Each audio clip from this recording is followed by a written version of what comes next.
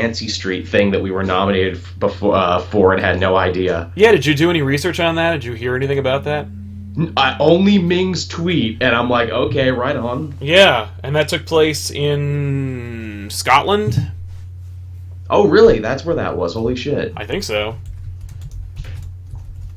I just liked the name. Yeah. No, I like that too. Yeah, here we go. He was at the Edinburgh Comic Con. Nice. Let's see who else was nominated for things. International writer, artist, colorist, newcomer, superhero comic, horror comic, website, podcast. Yeah, the lists are made up from nominations we most received and are limited to the top 5 when there was more than 5 different nominations within the same category. Damn. Out of sheer professionalism, Hero Talk is taken out of the running to prevent a conflict of interest. So it was just us, I Sell Comics, Fat Man on Batman, and Comic Geek Speak. All of which are shows that I've heard of. Yeah. Good company to be in. Yeah.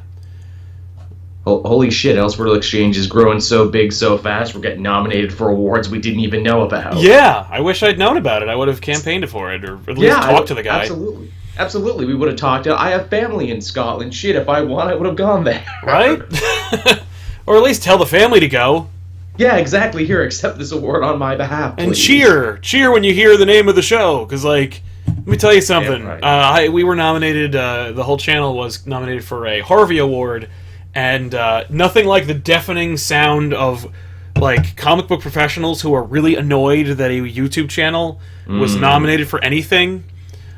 Like, in a ballroom surrounded by your professionals and betters. In suits. When we came up, and it was just, like, deafening silence. I'm like, wow, people are not happy. Next year, get someone to hoot and holler, please. Right? It was me. I was like, woo! ComicPOP, yeah! Lift up your lighters. Yeah. Woo! Hey, Mark Wade, I see you over there. Wave! Wave to me, Mark. Mark, he'll wave to me later. He will not. Yeah. But he will talk to us occasionally. But he won't be like, I know you. He'll just be like, I'll talk to you for a second about how great I am. Yeah. But, all right, do you have a list in front of you, or are we just going off the seat of our pants here? I have a couple lists in front of me. Good. Some I can talk more intelligently about than others. Right on. Well, all right then. Let's do this, huh? Let us. Hey, everybody, and welcome to the Elseworlds Exchange. I am Sal. I'm Joel. And the Dream Team is back together once again. Like to mix it up, get a couple of fresh blood into the show, and just try and get more people to be aware of the show and the channel in general. It's working out, as we said before we started there. Apparently the Elseworlds Exchange is getting nominated for awards we didn't even know about. Thank you, Yancey Street Awards in Scotland, for nominating us. Yeah, thank you, Edinburgh Comic Con, for giving us a shout. And, of course, thank you to Ming Chen, our friend over at I Sell Comics, and, of course, AMC's Comic Book Men for giving us some kind of inkling that was happening, because we didn't hear about it. We literally would not have known if not for Ming. Thank you, Ming. Yeah, it was a tweet, so we really appreciate it, man. Of course, friend of the show. We'll see him again in the future. But today's topic... also, congratulations on winning, too, Ming. He won that. So that's right, he did. For that. Yeah, his show, I Sell Comics. Good show. We've been on it before. Check it out if you haven't already. It's on SoundCloud. But today's topic is going to be alternate futures, dark futures, if you will, in comic books. Futures that we've seen that, because, like, there's so many... After a while, I remember, what's it called? On Agents of S.H.I.E.L.D. right now, it's not a dark future, but it's more like an alternate reality. Yes. They're showing you the framework is a cracked mirror reality of like, what if Hydra had taken over? Which is like, oh, I can't imagine a Marvel universe in which Hydra took over, especially not if I read like Secret Empire #0 today, which was fantastic.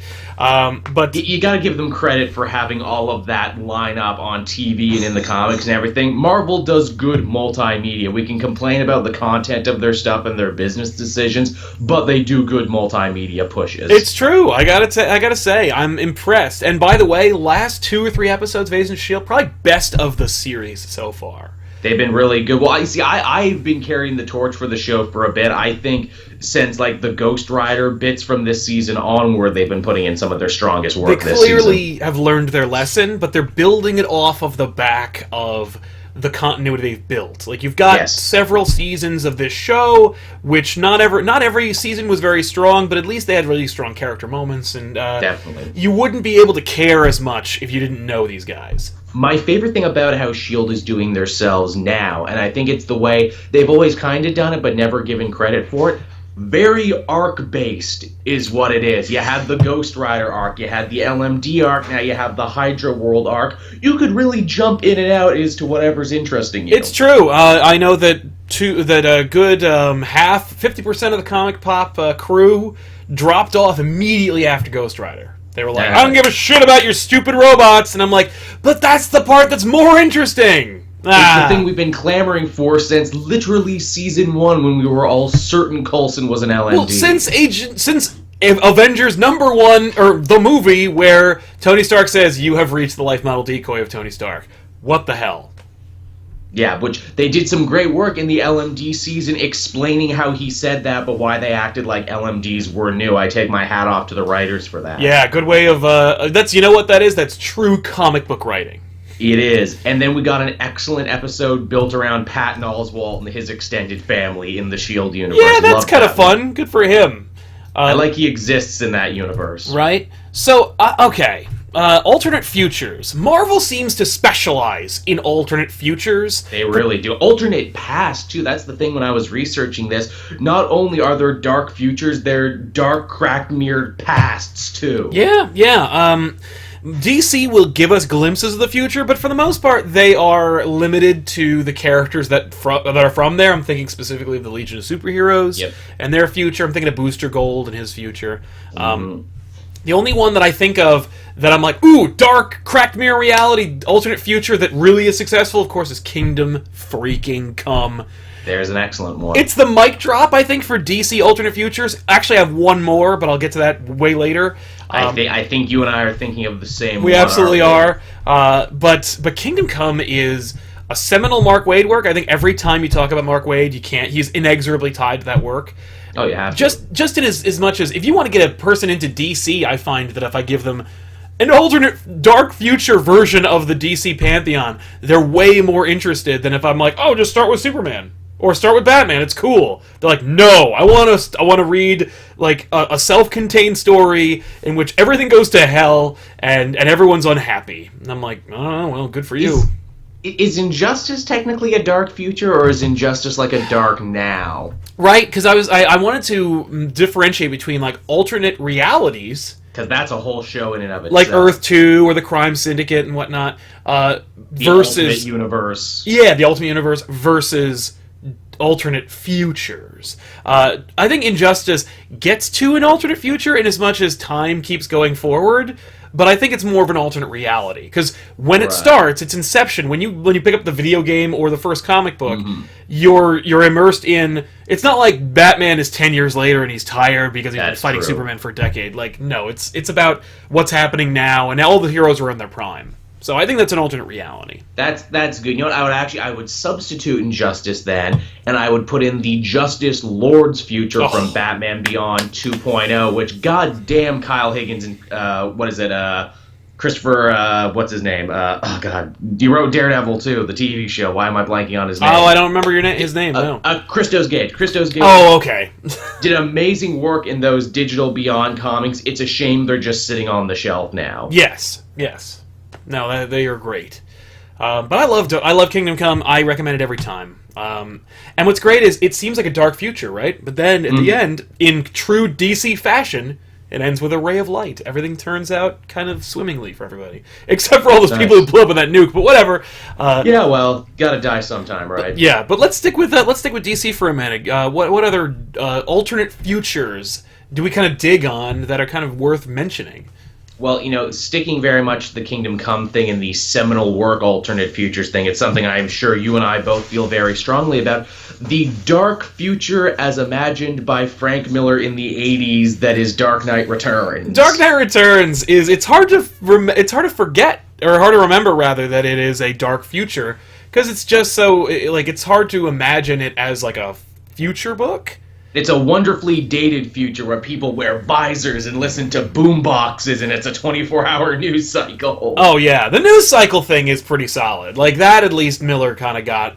He did predict that. But you know what's funny? He got into that when he kind of touched on it, unfortunately, in Dark Knight Strikes Again more accurately. In Dark Knight Returns, the news cycle is pretty much just the 11 o'clock news. It's just them, but they're always reporting. It's constant. So I feel like there might be a little bit of an interpretation of where the news was going in the future. But it was in the future. It's more like a show is the thing. It's more entertainment than actual news. He did kind of gravitate to that. Yes, and of course he created his own language. Future language that kids all say, slice and dice, Billy Berserk, so good. Buggin'. Yeah, it's a fantastic joke. It's like RoboCop. It's like the RoboCop of comic book futures, in as much as ironically they got the RoboCop guy to voice him in the cartoon. And Frank Miller is the guy who wrote, I think, RoboCop 2. Was it 2 or 3, or did he just write 3, but then he made it into a comic when they threw his script out? I think he wrote both of them, and I think they threw away 3, and he made it into a comic book. Which, by the way, if you've ever read Frank Miller's RoboCop, is a fucking nightmare. Like, I bet it is almost as crazy as Frank Miller's Terminator RoboCop crossover, which we did a back issues of, which you can catch Cape Joel over here on. Which you can click the card above Joel. One of my favorite moments. We got to do something like that again. Yeah, in the future. So great. But yeah, Frank Miller is kind of like he is no stranger to doing dark alternate futures. Probably because the dude has like an opinion about where people are headed. Absolutely. Although it's funny, even when you go back and look at that now, when you look at how he's portraying the mutants, even back then as a younger man, it reeked very much like, you damn kids, get off my lawn with your music and your mohawks and your slang suits I don't understand. No, the demonized bad children of the future were people who blaze their own trail. Yeah. And the good sympathetic children of the future are those who revere and worship, deify the old guard. So much to the point Batman even says he was a good soldier. He honored me. Oh my god. And we're in a place right now, Dark Knight 3 The Master Race. I think that Frank Miller is going to have Batman bang Carrie Kelly now that he's young again. Oh my god. Is he young again? I quit 5 issues. Oh my god, it is spectacular. We get to like issue 7 and I'm like, okay. I mean, I'm still going to buy it because I have to do a back issues on it, but like, okay. And then we get to this moment, I'm like, oh, we've picked back up again. And when I say pick back up again, I mean like, I can honestly say I don't know what you're going to do here, Frank, but I have a feeling. But also, I don't think Frank actually is writing it. I think it's still Brian Azzarello. Right, who's doing the bulk, but they just put Frank's name on it. That said, Brian Azzarello hates superheroes, and he really hates those characters. So the fact that anyone is coming out on top might be an inkling that Frank Miller might be in some way referring to it. Might be in some way influencing the book in some way. Who knows? But could go either way. It'll go either way. But yeah, I don't like DC futures. I'm always like, except for the Dark Knight future, and only because it's a great tome that reminds me about like what the true essence of Batman is. It's not for me. I'm not like, ooh, I need to go visit the dark alternate like 80s-ified future where Ronald Reagan is still president. No, I don't look at it that way. But like, I'm never really impressed with DC's alternate futures. Like, the Legion of Superheroes future sucks, and it's boring. Yeah. Booster Gold's future is so boring that he had to come back here and be beaten near death just by Doomsday. Hang out with us. Yeah. I mean, like, there's just... are there any... I mean, okay, there is one. There is one DC future that I'll bet you are a huge fan of. I'll let you take it, because I think you know what we're talking about here. It dovetails directly off of Dark Knight, so... You want to take it? Is it the Batman Beyond? It's Batman Beyond. I do love that future. I hate they fucked it up in the current DC Rebirth thing and made it into a dark, shitty Mad Max future. Like, no, that's not the point. It's supposed to be Akira. Yes, it is. It is a Eastern-influenced Gotham. That's what it is. It's Blade Runner. Yeah, it's corporate espionage. It's all this other stuff. It's Batrunner. That is what Batman Beyond should be. And what's funny is, and we've talked about this before, the fact that Batman Beyond is so specific and so well illustrated. When it's funny that Tim and Dini had no idea what they were doing. They did it by accident. They created a great future DC universe wholly by accident. They created the Justice League Beyond in that show, and the Justice League Beyond are now canon. As an afterthought. Like, oh, I guess, what do you think? Junior Dalai Lama Kid is the Green Lantern? Hawkman, but he's like, whatever, I don't care. And, what else we got? Big Barda's in there. She's Wonder Woman, but Big Barda's kid. Fine. Yeah, Big Barda, she doesn't die or anything, so, she can be on the team. Boom. And I guess Aquaman and Mira had to have a kid at some point, too. What about an Aqua girl? Yeah, it could be like the Little Mermaid. Yeah, we'll put her in there. Yeah, there you go. And, of course, our Batman is the smartest and coolest. Oh, and Superman, and he can be voiced by the dude who played Jor-El in the animated series, because that's what Superman would sound like in the future. Holy crap, what forethought. What amazing brilliance on that regard. I was blown away. They make it look easy, and I love, like, all this time in the future, how his Superman changed. He's just got a little gray on the side. Got a little bit of gray. He has the lines that the George Newbern Justice League of America, or Justice League cartoon show Superman would get. Yeah, just amazing. Oh, do you remember that episode? I do. You've watched every episode. Have you seen it with the commentary where they talk about the one where they introduce the Justice League of the future, and Superman is flying after? He's of course been manipulated. I think he's been taken over by Starro. Yes, which is a great pull from the animated series beforehand. Yeah. So Superman is in hot pursuit of Batman in the Batmobile, and you hear, and it's the only time they play the Superman theme, but they play it with like on the minor chords instead, and they do it creepy and distorted. It's wrong. They did it wrong. Like they move the keys over to an uncomfortable key register, and so it's like burr, burr, burr, and you're like, oh no, and I'm like, I didn't notice it, but my brain did. It's even better in that episode too, because he's flying like ramrod stiff after him too. No joy, no heroism, just a straight up bullet. Awesome. Speaking of future Superman, this speaks to an idea that they play with sometimes in the future. Obviously, Superman is going to outlive all of his friends and family because of that Kryptonian DNA, and that's a tragedy. What I like about the Beyond Superman, they went into this in the comic, they never did this in any of the TV shows, but it's this idea that he eventually had to leave the Clark Kent identity behind. He had to go full, like, Highlander, and that is, well, people are going to start asking questions if Clark Kent has lived as long, so he got a new identity, but with that new identity, he got a new job. He became a future firefighter. Okay, that's cool. It's like, a great way to exit him out of the... he just died in the fire. You can get rid of him later. That's exactly what it is. He became a firefighter. He's like, I found a new way to help people. I spent a bunch of years as a journalist reporting the news. Now I'm like one of the real world heroes and a superhero at the same time. I do it all. I dig that. And it also kind of reminds me of... I think Alex Ross did going back to Kingdom Come, he did like a 10-year timeline... page, just a full page that says that has time jumps that tell you the future of the Kingdom Come story without all that garbage with the kingdom and all the crossovers and shit. No, it just tells you what happens, and it's 5 years later, and it's Batman dies, and it's 20 years later, and it's where they fix the world is full of characters or super characters, and it's just beautiful. But the end of it all, Superman is now finally old, and Earth looks like Krypton, and it's the Legion of Superheroes future, and the Legion of Superheroes are flying overhead with Superboy. Because they went back and picked him up, and that's part of his history. And old Superman is he's just a face in the crowd, and he looks up and he sees his younger self, and he knows everything's going to be okay. Just gives me chills just thinking about it. But nice moment. Go look at it. Also, in the Batman funeral, there's bats flying out of this tree, and it's just amazing. Alex Ross, man, when he's not drawing Spider-Man covers, he is just at the top of his game. He really does. Doesn't he do the Mark Waid Avengers covers too? Doesn't he? He does, and those are cool. Those are certainly cooler than the Spider-Man ones, but mostly because Alex Ross is doing something weird. He's showing you what actually happens in the comic book.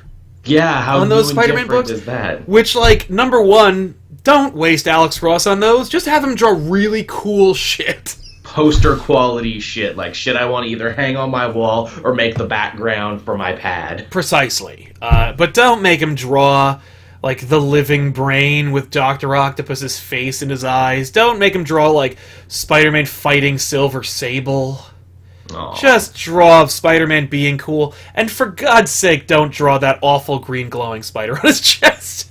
Oh yeah, the days are numbered on that one. Oh, no question. Oh, I mean, like, we know that just from the teaser image for Spectacular Spider-Man, where Peter's opening his shirt and there's no stupid goddamn green glow, and he's got a mustard stain on his t-shirt, and I'm like, yeah. But and he's also he did the cover for that teaser image for Generations, but like, we don't know if which was also pretty sweet. Pretty sweet, very very evocative of Kingdom Come.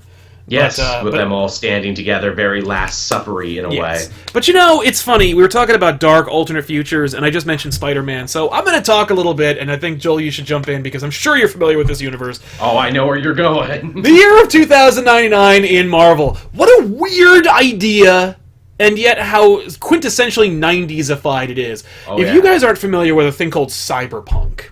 Yep. It's a very... never played Shadowrun. Yeah, it's a very niche... role-playing universe where, actually, if you talk to the Bard, who is a friend of this show and a friend of mine on YouTube... We all gotta do a show together. Right? The Bard, man. He'll tell you that cyberpunk is, like, one step away from sword and sorcery, and, like, how technology is magic, and there's a whole thing there. But, like, the year of 2099 is heavily influenced by this concept of cyberpunk. And this idea of, like, technology being bad and everyone being addicted to it, and yet it was so weird as a kid reading Marvel at the time and being, like, shown this world, and me asking, like, why do I want to be here? Like, what is this? Another future that invented its own lingo. Shock it! Mm-hmm. I love that. That's Peter David's invention. Once again, by the way, 2099 Universe invented or launched with Spider-Man, not unlike the Ultimate Universe launched with Spider-Man. Yeah. And the only one really worth a damn was Spider-Man. It's true. So much to the point he exists in the main timeline now. Yeah. Friggin', what's it called? X-Men 2099? Terrible. Yeah. What's it called? Hulk 2099? Not very good. Ravage 2099? Not Who the fuck is Ravage, says most people. By the way, little known fact, and they don't really talk about it anymore, but I found this out in an old trade in a Carnage book many, many moons ago. When they were coming up with Carnage for the Spider-Man lore, the original plan was to call him Ravage. And they said, no, we can't do that because we're creating this bold new character and people are going to lose it for Ravage 2099. So you can't have Ravage because Ravage is going to be in the 2099 universe, and not only will that take off, but Ravage is going to be a breakout character.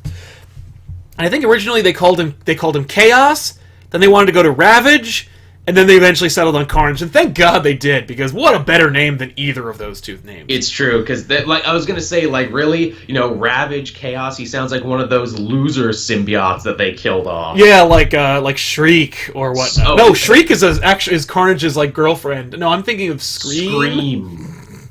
And so forth. And of course, everyone's mentioning Doom 2099. Doom 2099, for me, best looking 2099 character. It had its moments, except for Spider-Man. A cool image. The Spider-Man 2099 image, best. Doom, one of the coolest. And Doom 2099 is Doom, like he's still alive in the future, right? He's still alive. I think the idea was that because it was actually tying in with what was going on in Fantastic Four at the same time, where Doom like lures Reed into a suicide pact, where he and Reed like he grabs Reed's hand, and then the both of them are vaporized. And then Doom awakens in the future, and he's like, and he's fixed, and he's like, "F this, I'm taking over. Like this is my country," and he becomes pretty much Lord and Master of the world. I think Doom ultimately takes over everything. Because in the 2099 future, it's one of those things where it's like people are less than people, and corporations rule the world. What a crazy future, right? Where corporations hold all the power in the world. I know hard to imagine, but suspend your disbelief for a moment, because I remember when I met Dan Slott, not the last time, but the time before that, we were chatting it up, and he mentioned it was right at the beginning of Superior Spider-Man, and he was like, "Hey, Alchemix is coming in. Like we're gonna invent Alchemix, and it's gonna be like Allen Chemical and whatever the hell the other company was." And I was like, right, it was Liz Allen, and it was whatever company was left over from Harry, right? Yeah, and I'm like, oh my god, you're gonna put Alchemix in here and like imply that 2099 will be the future? F you.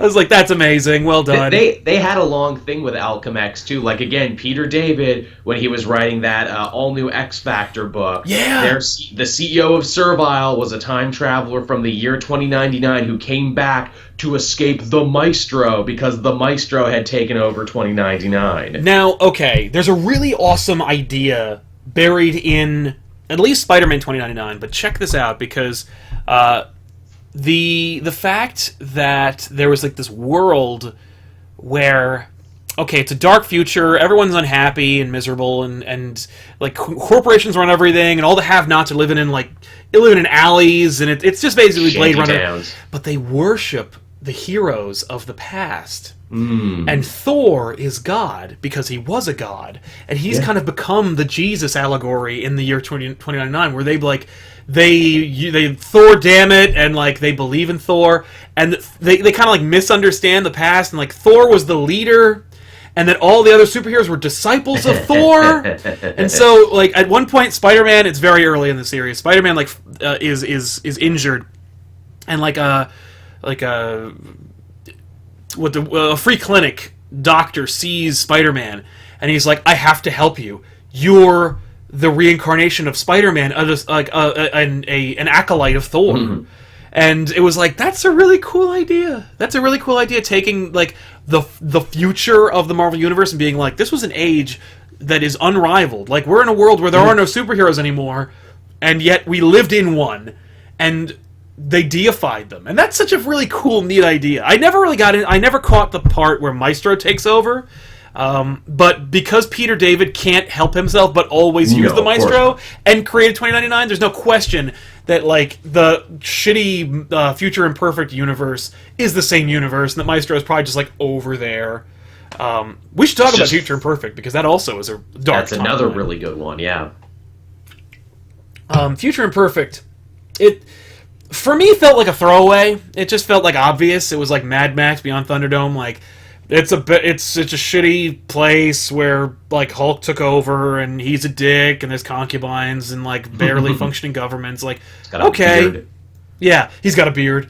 I think it was just I don't really care for dark futures that aren't fully realized, or that only service like the one character they're like trying to do. Like, Future Imperfect is like fun, ridiculous story, and it's about like the potential evil of the Hulk. Yeah, like, hey, if he was able to marry his smarts and his amazing strength, he would be unstoppable. He could bend the whole world to his will. Exactly. But it's not. He's on the side of the angels. It's not about like the rich, deep history that the world, evil Hulk brings about, like, so his future kind of is boring and bland. It's very obvious for me, but yeah, it is a dark future, but it's more about the dark Hulk future than it is about the future itself, not the framework. I'm thinking about like Days of Future Past is a pretty realized dark future that has like structure, and you kind of can figure out where it's going with. And rules and everything. And, now that you've mentioned Days of Future Past, the X-Men probably have more dark alternate futures than just about anybody else, or futures. No question. Oh, no. X-Men are responsible for all the dark futures in pretty much all of Marvel, and yet what's amazing is no superheroes survive in them except for, like, Hawkeye. Yeah. And only in one of them. But yeah, there's Days of Future Past. There's the Age of Apocalypse, which is an alternate future, even though it's kind of an alternate present because everybody's kind of the same age. House of M, alternate reality, though. I don't know if that's future. I think it's an alternate reality. There's the X-Men Marvel Noir, which is technically an alternate past, but still, the X-Men just cannot help but fuck with past, present, and future. It's true. A few people in the chat are reminding me about the MC2 universe, which is only service to allow Spider-Girl to exist, Mayday Parker. Which even now she doesn't, because it's Annie Mae Parker who's kind of taking she her still place. Exists. They still, because after Spider-Verse, they established, Peter Parker may be dead, and so he can't be happy, but Uncle Ben of another alternate reality with spider powers... right, jumps Earth to hang out with her. Lives with them, and she's still a superhero. That universe got so damn complicated with the clones and the symbiotes. I was like, get out of here. I don't want... Get out. Get out of here. That shit. Because that first volume of Spider-Girl is actually really, really freaking solid. It's a solid alternate future, and it makes sense. It's a logical kind of, like, closure point. You know, you got Peter Parker. He works for the police department, and he's crippled because he can't be Spider-Man anymore. But because he works for the police department, he can use his spider sense to like pick out people in a lineup, and he can and he's a scientist or he's a forensic expert or something like that. Somewhere out there, I can hear the ears of our friend Comic Uno burning right now. Are you talking about Mayday Parker? Are you talking about Spider-Man? Are you talking about Earth, like, 612, me? Says Comic Uno. Yeah. Yeah. I mean, like, the problem is that that future doesn't have legs. Like, the Avengers team blows. Just totally not worth reading. Mayday's cool. Her clone isn't. And neither any of the other characters. Yeah. Like Dark Devil, pass. Another thing about alternate futures is the characters that come from them. Like, I'm thinking about specifically, like, Kamandi, Yes, Kamandi at World's End, of course. DC's take on, like, a Planet of the Apes. What if men were beasts and beasts were men? Yeah. What a weird idea, but like came in a time when it was supported by a system of fluid-filled ideas that just and writers love it. Writers keep revisiting it. Hell, what is it? Multiversity, Grant Morrison's thing, and here's a whole story about Kamandi. Oh, to the point where in what's it called? Final Crisis. Like the culmination point takes place in a center called Command D. Yep. Shut up. Writers love that kid. He's like Huck Finn of the Apocalypse, man. Yeah, that's a cool... I guess that's an okay pitch. He's riding up river in his thing. He's got who's his buddy? He's got like a tiger buddy. He's got a tiger buddy, but it's not the Khazar tiger. It's another tiger. It's a different sort of tiger. Heck, even Kamandi gets an even darker future because there's, obviously, of course, Kamandi. Then there's Kamandi at Earth's End, which is like a take on the Superman at Earth's End thing there, where it's like, what if there was an even further, more fucked up DC universe? Yeah, but not to be outdone, Marvel has their own kind of Kamandi kind of character named Killraven, who people also love to use and refer to. Killraven, of course, bizarre character that people love to like bust out. I think that Neil Adams worked on him. I don't remember offhand, but he's like a cyborg bounty hunter. How cool is that? He's just Conan, but he fights robots. It's Magnus the Robot Fighter meets Conan and Marvel. By the way, keep an eye out for, I think, not Killraven, but Archon, who's basically just Conan in the Marvel Universe, and his reference in Guardians of the Galaxy 2, which is he'll be played by Simon Williams, aka Nathan Fillion. No shit. In a like movie, in like a cool Conan the Barbarian movie called Archon, whatever the hell. But that's neat. Cool. Yeah. What else we got? I had so many in my head, I can't remember them now. What are some other goes? I guess Marvel The End, when they tried that for a while. That sucks. That book. Well, I was going to say all of them. I mean, obviously, I remember Punisher The End, where he's in jail, and, like, he has a chance to save the world because he finds a bunker filled with, like, all the captains of industry and the millionaires, and he's just like, nope. Oh, that was so agenda-driven, it was like, it was clearly not even a Punisher story. It was just Garth Ennis getting his demons out about, like, his opinions about the Bush administration. Definitely. Frustrating as hell. It's very Strangelove meets Garth Ennis. If you ever want to read it. It really was. Which, I mean, obviously not everyone's cup of tea. That's the one I remember.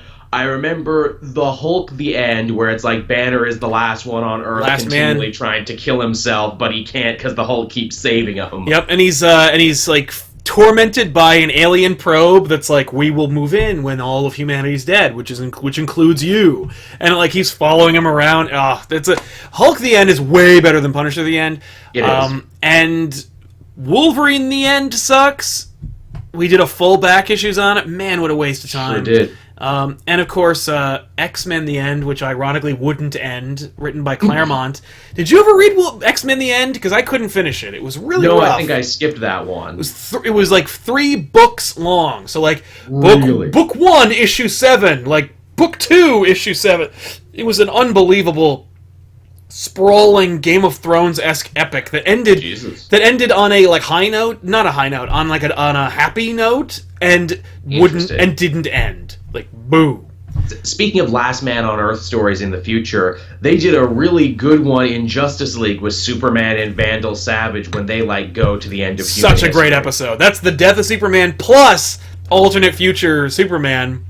That's great. Superman fights wolves and makes skin out of their clothing. Sure does. Makes friends with with an insane Vandal Savage who's like, "Hey, you want to sleep over at my house?" Oh, that's such a great episode. That's a beautiful take on Vandal Savage because he would be the last one, as the series had set up into that point. He is unkillable, and at the end, he'll only have thousands of years to try and live alone and have to come to terms with all the evil that he did. Yeah, and realize that there's another alternate future. I think it's in Justice League where the Axis powers win World War II. Oh, yes, that's right. Also, thanks to Vandal Savage. Yep. Oh, God, that's right. Man, that's awesome. That's a great show. You should watch it.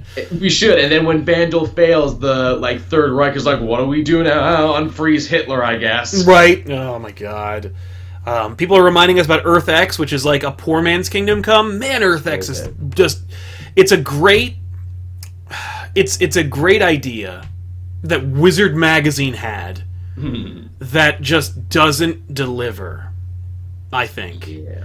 It's a dark alternate future. What if everybody had superpowers? Well, how'd they get them? Well, there's some dispute about that, and but ultimately the Earth itself is a celestial egg and blah. It's just there's no really good exploration of character or about humanity in there. It's just kind of it's just Kurt Busiek kind of jerking off to the Marvel's pantheon, which is cool, I guess, because Kurt Busiek's a talented writer, but I don't have patience. We also can't talk about dark alternate futures because it's so huge right now. The dark alternate future of Logan the movie and Old Man Logan the comic. Old Man Logan is one of people's favorite alternate futures, which is the bad guys win. Bad guys win, and Old Man Logan is Unforgiven. If you ever watch Unforgiven starring Clint Eastwood, excellent movie. You'll go, oh, it's Old Man Logan, or vice versa. If you watched Unforgiven and then read Old Man Logan, and went, oh, it's Unfor-freaking-given. Way to go. Hilariously, in the Logan movie, they're watching Shane, where I'm could you not get the rights to Unforgiven, or would that be too on the nose if you're watching a Clint Eastwood movie? They want, because the theming is different. Unforgiven is a different theme. It works for that one. But, yeah. Also, fuck you, Paulo. Anyway, the theming for Shane and Logan works, I think. It is kind of funny that they don't make that reference, but yeah. Well, you need that great funeral scene, so Laura at the very end of the movie. Yeah, no, it's also cool because they don't tell you that it's Shane. They don't tell you the movie. They just, if you know it's the movie, it's that that's the movie. If they did come back, Shane, come back, people would know, but they do the other scene. Exactly, they give you the other scene. No, it's cool. But, so let's see, what else is going on here? I'm trying to think of other alternate futures that kind of are near and dear to my heart that I kind of remember and really enjoy. There's so many freaking X-Men ones. Yeah. Hey, do you want to talk about Future's End? You know what? I guess we have to, don't we? What a pile of shit that one was. Just across the board. I read everything that came out from that in an act of what can only be called nerd sadism. Yeah, I did not bother. But, I did not bother. But don't worry, because the population sent me every volume! I saw. So one day I'll read it, and then I'll talk about it. The core concept was an interesting idea.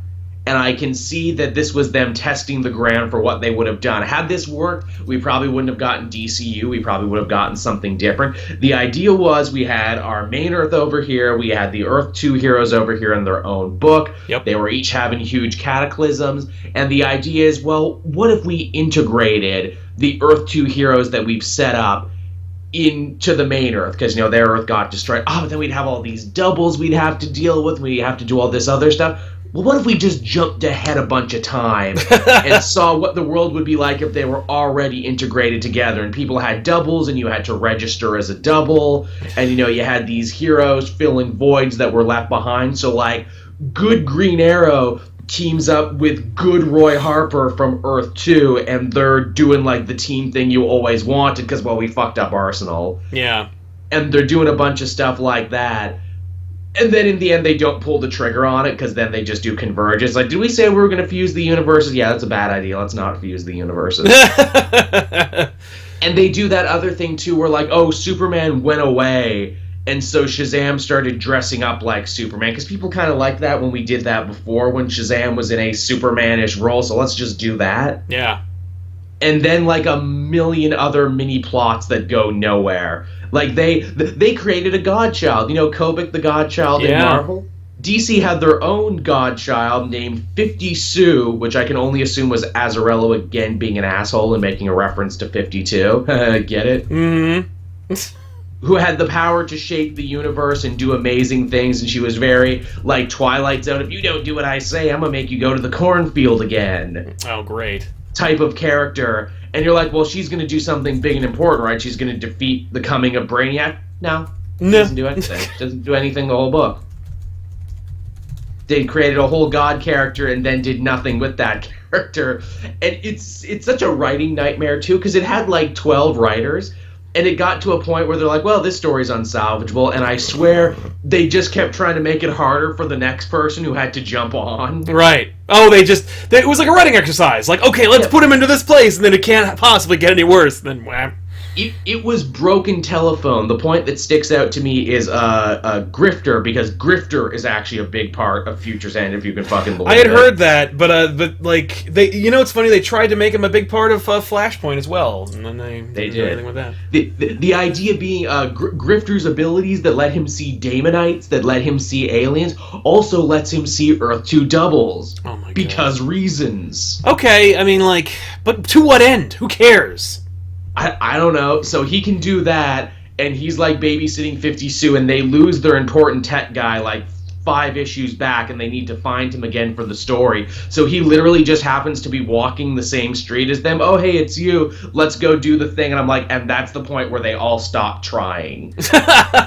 Let's just finish this. Let's just get this to the end of it. God, that was a bad story. Now, that being said, the main story was terrible.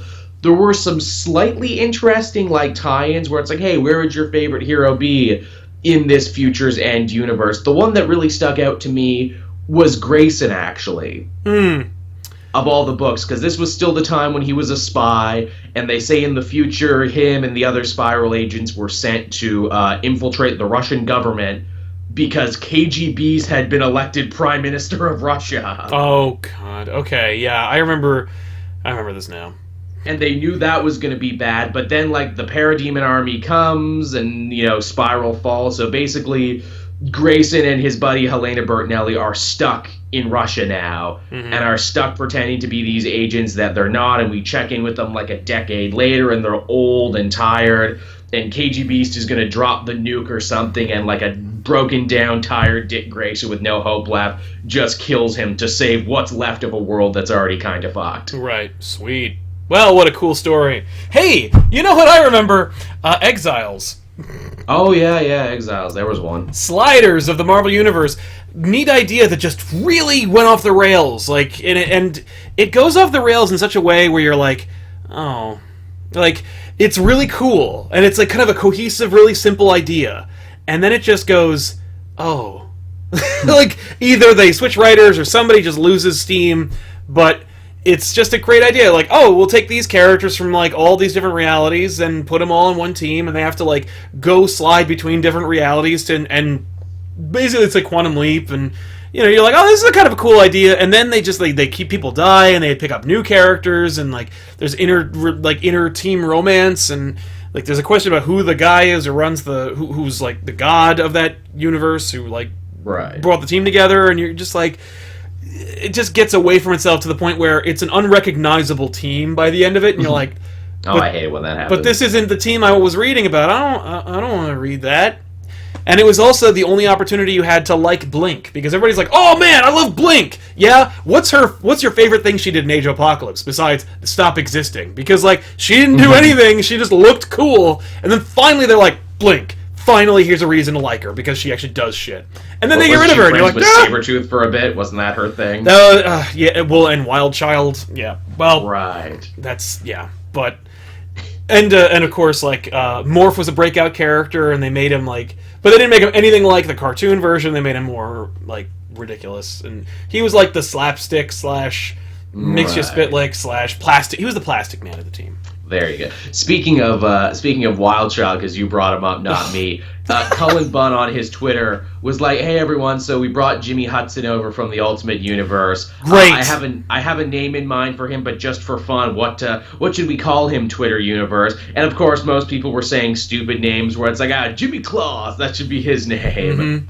And I said there, I'm like, "Hey, is Kyle Gibney still alive? Does anyone own the rights to Wild Child? You should call him Wild Child, both as a fun reference and because he is the child of another hero." Right? I'll take that. I mean, like, since I don't want him there at all, he might as well have a silly-ass name from Age of Apocalypse. Just give it to him. Why not? It's like, "Hey, you know who you are, Jimmy? You're a Wild Child." You're a Wild Child. And then he can be drawn by Joe Madden, and it'll just be awesome looking. Is there any picture of that character where he's not just like, snarl? Well, no. What would be the point of drawing him otherwise? Because then he'd be nothing if he didn't. Yeah. And then you get into there's many more that you get to see that but they're not really that fleshed out. I like looking at alternate futures because, of course, it's a reflection of the time from which it came, and alternate futures are a fun way to kind of explore what happened to those characters because they're never going to age. You're never going to see Spider-Man at the age of 50 unless you're reading that really, really depressing book, Spider-Man Reign. Or I was thinking of the other one. Actually, it's funny you should say that, but I was thinking of that. There was might have been a Secret Wars tie-in, but it was just where they gotta get the band back together, and so Spider-Man and Wolverine and Ghost Rider team up, and then he dies, and you're like, ugh, what the hell happened here? We gotta talk about Reign, though. Reign was very much... Oh, yeah! And we can actually just talk about Spider-Man Reign! We could, because it's totally just them being like, "Hey, let's do Dark Knight Returns, but for Spider-Man." Literally. Which, I always have maintained, you can't just Dark Knight Returnsify anything you want. Dark Knight Returns is an examination of Batman, and the reason why Batman wasn't working is because creators were not paying attention to who Batman was, and it was Frank Miller who distilled Batman in its purest form and gave us an alternate future where we look at Batman under the microscope and say this is really who he is, or this is one interpretation of who he is. You can't just go well, what if it was Spider-Man? Because Spider-Man is a totally different character with a completely different outlook. You can't but what if his guilt resulted in the death of his wife? I guess that's I guess you can get to the place of that, but because Dark Knight Returns skips some corners or cuts some corners and skips a couple stones to get to a point where we get to the interesting parts. And you need some leaps in logic, but for the most part, they are natural and obvious. They're logical. With Spider-Man Reign, all the random crap that you have to skip over to get to, okay, so they build this thing that's going to cover the city, and also Venom took over, and also the Sinister Six. There's so many random things that you have to accept to get there that it's just a waste. And then of course, And it's another thing, too, where it's hey, do you have your dystopian future checklist there? Hey, corporations rule the world. Police are super, brutal aggressive and brutal. Yeah. Yeah. Let's see. Oh, of course, he has to have a dark version of the costume. Boom. All the characters who normally wouldn't murder everybody murder people. It's just a really weird, dark, stupid, indulgent series that, I can imagine somebody... I think Kari Andrews wrote that. Yes, he did. And he was like, "Hey, Dark Knight Returns Spider-Man." And Marvel went, "We'll make a boatload of cash. Why not?" And for that book, Carrie Andrews, that and what he did to Iron Fist, which was equally dark and dystopian for no reason, he is forever on my shit list because of those two. Yeah. But my point being that Spider-Man Reign barely qualifies as a dark future because no thought and effort went into it. I will say that everyone on the couch for back issues and even myself loved the idea of zombie Doc Ock. Oh yeah, how could you not? The arms survive and they just carry his rotting corpse around. Cool idea. You'll never get that execution unless you were to have done it maybe in the 90s when Kane killed Doc Ock and he's actually dead, and then you can resurrect him by just having it be really gross. But I don't know about the Comics Code Authority, Pat, like, really signing off on that back then. I'm thinking, too, because we covered a bunch of comic ones. We covered some from the cartoons. Speaking of another fairly interesting cartoon, I don't know if you ever watched the Dark Future episode they did of that Teen Titans show. The good one, not Go. Yes, I did, where he's Nightwing. Yeah, that was the big takeaway from that. Hey, he finally got to be Nightwing, everybody. Look at that. Yeah, I think, Starfire dies, but she goes in the future, and that's the idea, is that, like, she disappears, and so I think she dies, and so she's like the Flash plot device. So she goes to the future, then she comes back and she tells them everything, and then Robin's like, Nightwing, eh? That's a cool name. I'll file that away for later and get me a big disco collar to go with it. Yeah, and I want to show off my pecs. Young Justice had a similarly really good one with Impulse in a dark future wherein the Blue Beetle villains, the Reach, have taken over the world. Yeah, totally. Liked that one. Did the Turtles ever do a dark dystopian future? I figure they must have. I think they did. I think they did. Definitely in the comics, but I think they did in some form of animation. But I don't recall offhand. It's not like a favorite episode of mine. It's more like, I don't know. Heroes, here's one for you. Heroes' dark future was better than the main show universe. Why could we not have just lived in that cool future? Right? No, I completely agree. And that was always the promise of Heroes that kept me watching through those first couple seasons. Yeah, but we might get here at some point. Yeah. But we never did. The funny thing is, for the most part, I like dark futures when they're fleshed out, when they're actualized, when they make sense, when they're logical, and when, like, we want to see something. Like, we want to see some kind of realization or actualization of a character. But then there's some dark futures or some just alternate futures that exist for the sole purpose of being a parody of modern times. And you can't get Gargoyles did a really good dark future They did episode. do one. But they did do Dark Future. That was cool. Animation, you could definitely just jump into it. I think every great cartoon has had a dark dystopian future episode. Oh, yeah. But the one I'm thinking of specifically, the comic that I'm thinking of that has a dark dystopian future is Judge Dredd.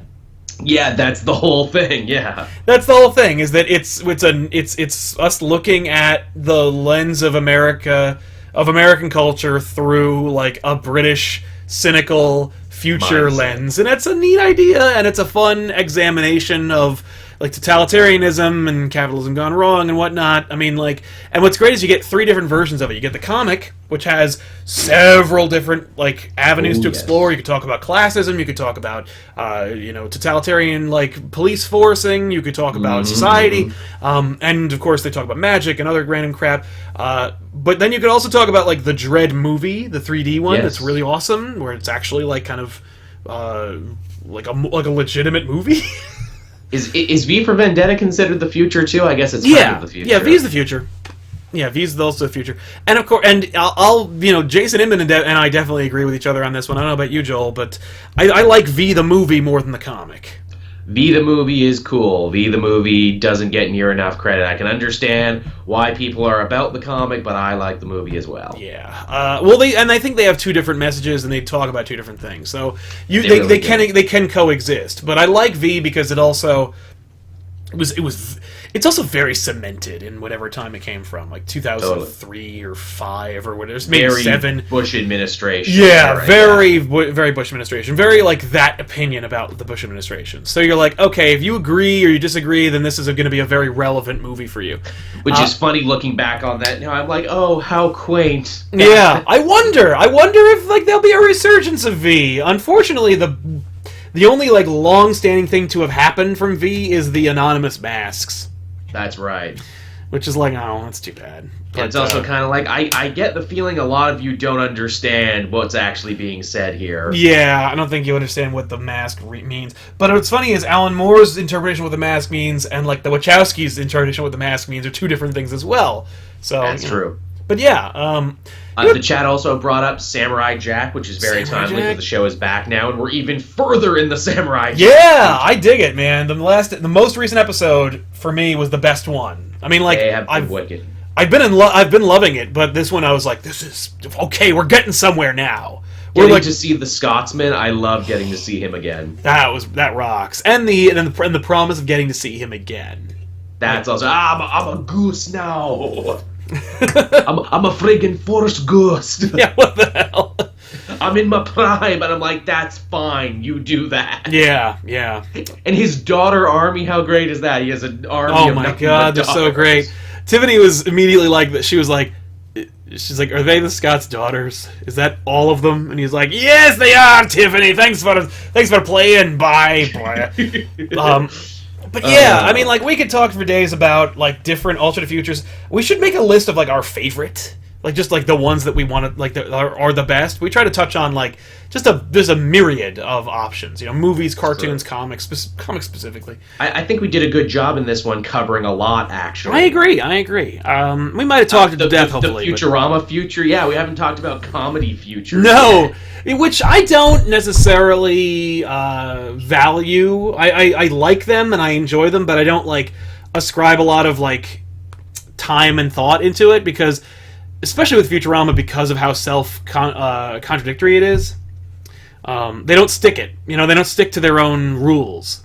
Especially after it got canceled and it came back, they were like, we're just happy it's back. We don't need to honor what we did. We just have to keep... Yeah, again, the show that ironically is set in the future lost a lot of its futurism as time went on. Yeah, like, you did a whole episode about a freaking iPhone. They did. Eat it. They did a whole episode about a Susan Boyle too, and I'm like, yeah, this'll age well. Oh yeah, oh no, definitely. Like, yeah, definitely no one's favorite... Yeah, everyone's favorite episodes are going to be those. They're going to be the ones that are cemented in time. The chat also brings up here the Dragon Ball Z History of Trunks Dark Future, which is also Terminator, because the androids won and killed everybody. I don't watch Dragon Ball Z, so I have no idea what you're talking about. But it's a great dark future. One of the guys has lost an arm, so he has to do all the kung fu stuff with only one arm. Okay. It's cool, and it's short. Nice. Oh, and it's short. It's forgivably short. And it's short. Or I should say to the point. There's not like 20 minutes of guys charging up. Oh, good. That's nice.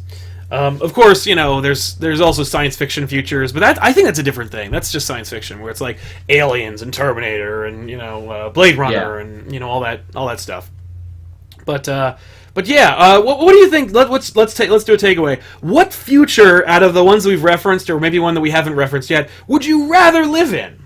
Oh man, most of them are horrifying. Where I most know. people are dead. I'm trying to think now. I mean, I guess the Futurama future, maybe at least there's poplars until you find out they're horrible. Actually, no, the Futurama future has a lot of horrible stuff. It's kind of dark. It's a dark future. There's suicide booths. Yeah. It doesn't work out for everybody. No, it really doesn't. Man, even like the really good futures are like, oh, it's really good, but there's a horrible, harsh undercurrent to a lot of it. Right, exactly. And even some of the other worlds, I'm like, Dark Knight Returns. No, a lot of these futures we basically just have now. Yeah, we're not really even living in the future. Like, we are in the future, and it's pretty friggin' dark. That's the thing, man. We're always technically coming from the future, because after every minute, another minute happens. Yeah. I guess I'd go with Star Trek, just because it's the safest. That's good. Well, see, that's a whole other thing. That's the future, and it's in space. Yeah. Well, I don't have to be in space. I could just live on Risa or Earth. There you go, or any of the other planets. Be like, I'm not going out in space. Yeah. It's comfortable. Hell, F that. No thanks. Nope. The only travel I'll be using is via the transport machines, shuttlecraft, and I'm not going to space. Eat it. I'll stay here. I'll agree with you on that one. Definitely the Star Trek future would be the safest of the futures. Yep. No. Somebody asked about Star Wars. Like, are you kidding? First of all, totalitarian fascist regimes take over seemingly every 20 years. Magic evil wizards are at the head of those organizations, and every planet is just covered in scumbags with blaster rifles. Pass! They'll try and kill you. You think you're gonna be Luke Skywalker? You ain't Luke Skywalker, man. You're Greedo. Yeah, that's the thing. At your very best, you would be a moisture farmer. That's what we would be. We would be moisture farmers. Yes, at the best, you are a smoking skeleton in the bleaching sun of the bleaching heat of two suns. I think we talked about this on the Star Wars episode, so it's like, what job would you like to have versus what job you would have? Oh, yeah. And I think you and I both agreed where it's like, yeah, we would take our Jizwhalen show on the road and we do some podcasting and some music at the cantina. Right? That sounds great. Yeah, we just go in. Hey, everybody, welcome to the Elseworlds Exchange. We're over here at the cantina. We're just going to be chatting up here. You got any requests? Be sure to shout them out. And please do not shoot us. We are not carrying any more than 10 credits. I'd be like, hey man, you hear Emperor Palpatine's in the news again? What a jerk, am I right? There's no Imperials here, right? Yeah. Hey, droids aren't allowed in this bar, are they? Can we make some droids jokes? Man, isn't it weird that they have emotions, but we treat them like second-class citizens? Wah, wah. Whackity schmackity do. But, hey, what's happening over at Cape Joel that everybody can look forward to checking out? Don't say Planet of the Apes! No one wants to live in that crappy planet. Unless you're an ape, no one wants to live in that. And even then, then you find out your whole existence is a lie. Mm-hmm. Anyway. I mean, in that new Planet of the Apes movie they got coming out, maybe you can be the little girl who looks like she befriends the apes and gets to live okay. Yeah, you can be a pet. Okay. Yeah, you would be a pet to the apes. Yeah. Oh, there's a good dark future. Rick and Morty, when the dogs take over, I will be the dog pet, and I'll have my own little bed. Yep. My own everything. Yeah. Oh no, Joel got into the garbage and ate some chocolate. Now he's dying. What do you want to do, Snowball? I will do anything to save my human. Thank you. Oh my god. That's a good future. But yeah, if you head on over to my channel, of course, lots of new comic reviews coming out this week. It was a big week, wasn't it, Sal? Oh yes, it was. I normally give like about 1 or 2 recommendations per week on episodes Off the Rack, which you should watch because it's a great episode. But I had like 4 or 5. And then I woke up really early this morning just so that I wouldn't be spoiled on Batman number 21 and Secret Empire number 0. I bought them. I actually pre-ordered them on Comixology like last night, and then I woke up this morning and then I read them really quick so that no one would ruin it for me. Good and then idea. I forgot that like Superman came out, Super Sons came out, like All-Star Batman. I was like, all these other books are out. Ooh, crap! I have even more books to read. Hooray! But yeah. I had to wake up early because I had to take my mom to a doctor's appointment, so I got to read almost everything, but I read it in the order for Secret Empire the writers said you're supposed to read it, so USA Avengers, Thunderbolts, New Captain America, and then I'm going to read Secret Empire. Yeah. And so it's going to be a busy day. It's a busy day. It's a solid issue, I think. But I'm really thankful that I think Nick Dragotta drew this one. Yeah. I like his art. I'm not a fan. I would not be happy if this was the regular artist on the series. But he's not, so I'm totally excited. Just to pull it back to the button one more time there for a second, without spoiling anything, how funny is it that the writers write about a hockey game? Weird. Are they Canadian? That's what I was thinking. I'm like, is King Canadian and I didn't know it? Or one of these guys Canadian and I didn't know it? Right? Which we now canonically have. Gotham City's hockey team is called the Blades. The Blades!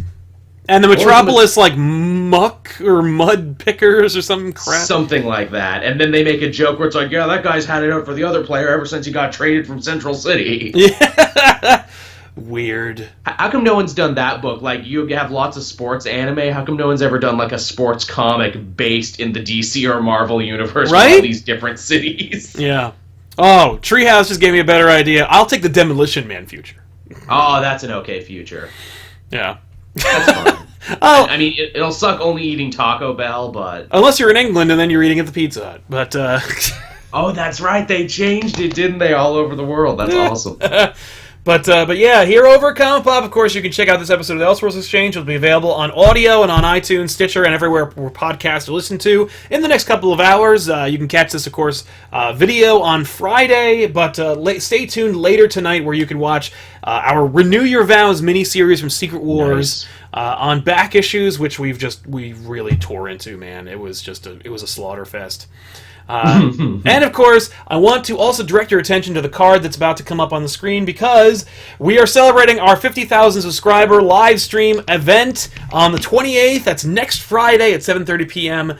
Eastern Standard Time. So please come on by, check it out. We would love to have you, and we're going to be doing a whole lot of stuff: role-playing games, questions and answer, unboxings, not of the corporate variety, but rather from the population. It's like it's like an unofficial letters page, and all kinds of great stuff. So definitely check out that episode and hang out with us. And if you do like unboxings, make sure to watch Tiffany unbox the Skybound Image Comics Central box, which is up on the channel right now. I watched it. It was fun. I made it, and I liked it very much. It's very cool. But catch us later, and we'll see you guys next time. Joel, thanks a lot for being here, of course. Always a pleasure. And we'll see you later. So long, everybody. Bye-bye.